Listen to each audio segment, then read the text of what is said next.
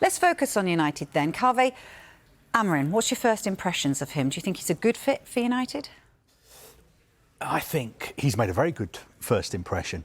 I think he did really well in his final 3 games at Sporting as well, because he was in a difficult position where he was going to be the United manager, but he still had to manage Sporting, and he handled that and all the media interest really, really well.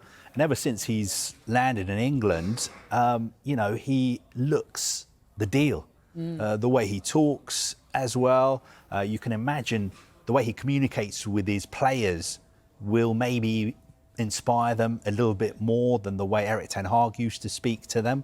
I think it'll be really interesting to see how United are going to play, because obviously they're going to change formation, play 3-4-2-1.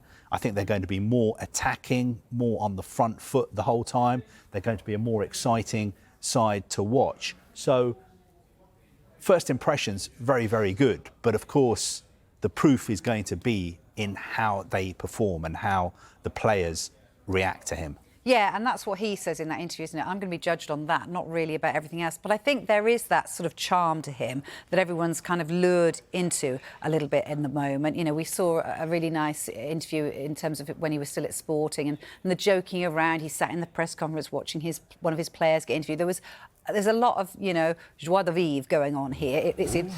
Get me on a Sunday morning. I know. But we've discussed, though, haven't we, at length on this programme about managers needing presence. And is that something that, comes across in abundance here? And that's actually quite what United need right now. Well, I've got my phone out, right? Because I'll be real.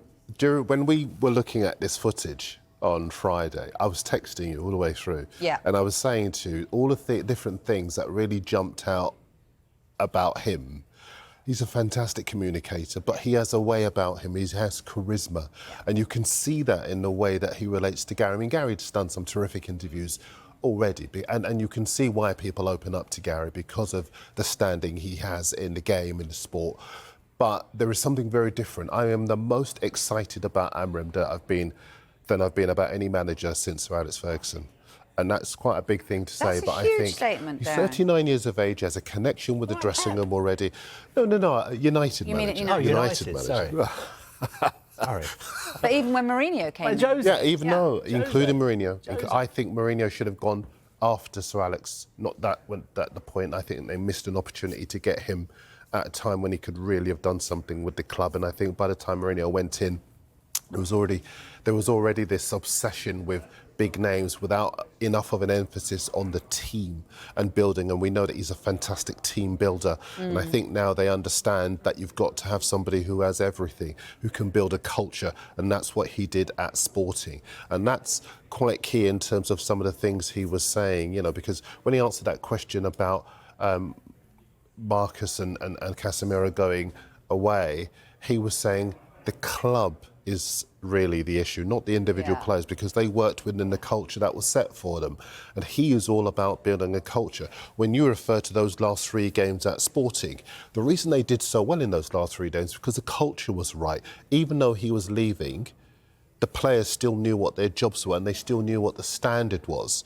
And that's what I mean about being excited about him, but also about the way that he has it in his interviews, because he's a young manager, but you don't mess with him. You know what you get from him. In the fuller edit of that, he says, the club came to me because they know what I stand for. They know what I'm about.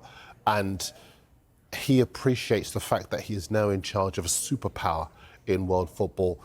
But he has to, he has to be able to restore them, as he did with Sporting, to where they once were, and he can only do that by repairing that culture, and that's why I'm so excited about him. It's interesting, you talk about the situation with Casemiro and Marcus Rashford as well, going away to New York for Marcus Rashford, certainly. And he defended, actually, both his players, didn't he? And like you say, he talked about the club, the fact that the club had let them have 5 days off. There was no restrictions. It wasn't don't fly during those 5 days. So he defended that. Well, just before Kaveh answers, I just want to say, I also like something else he said in there where he said, I would rather get the sack before I throw any of my players under the bus. Again, it's in the fuller edit, 25 minutes, but it seems like 10, the way you're just captivated by what he's saying. And I love that, because I don't think it's either player's fault. I'm jumping in a little bit here before you, Kaveh, but I'm putting my cards on the table. I don't think it's either player's fault, and I think he doesn't think it's either player's fault. He says, I've been following the whole thing all the way through, and what the players have been doing is what they have been allowed to do. And just one final thing on this. I remember when, before I ever got into journalism, I'd see some of the older guard talking about if a team lost a match, almost as if a player's got to go in and sit in a darkened room and not smile for the subsequent week or whatever until the next game. And this is that conversation in the modern era. Players are human. We bang on about mental health and perspective and looking after yourselves and actually realising that there are bigger things in the game.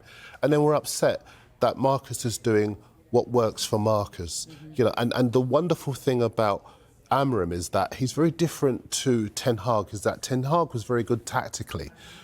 Amorim is very good in terms of man management. And I don't think he's going to go in and crack the whip. I think those days for the big players, you've talked to all of the big managers as part of this show, those days are over. It's about having to understand players and treat them like men, and I think he'll do that with Marcus Rashford. Well, Bruno talks about not wanting to upset the rules, but where do you stand on this situation with Casemiro and Rashford? What's your thoughts?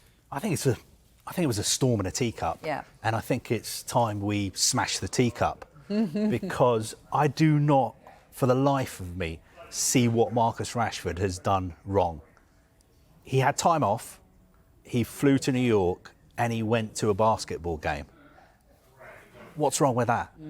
I mean, is there an issue with the way he dresses, or the fact that he was wearing jewellery, or the fact that he went to a basketball game? If he'd been wearing a button-down shirt from Marks and Spencer's and he went to a Others are available. Soccer game, would we be having this kind of conversation? It seems to be something that follows Marcus Rashford around.